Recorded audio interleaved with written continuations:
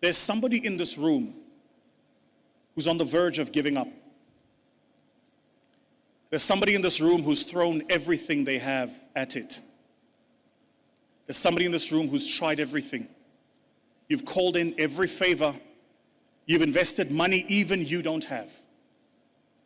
The product is not working. The market is not turning out. The customers are not coming. The funders aren't answering the phone calls. And you're sitting here in a gathering and they've got some guy in a blue suit telling you to mind your words.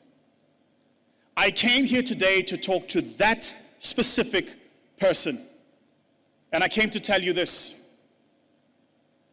The difference between those about whom history is written and those who write history is that those about whom history is written do it even when it was not possible.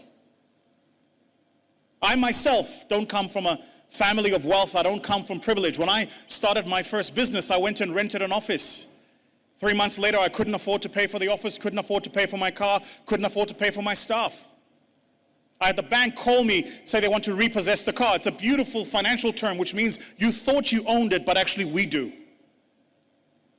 If I had given up then the past 20 years that God has graced me with would not have been possible.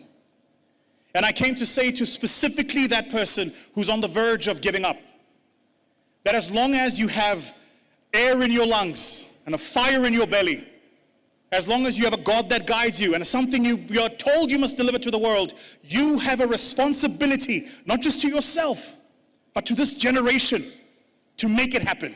And so I want to encourage in particular that young person in this room who's on the verge of giving up.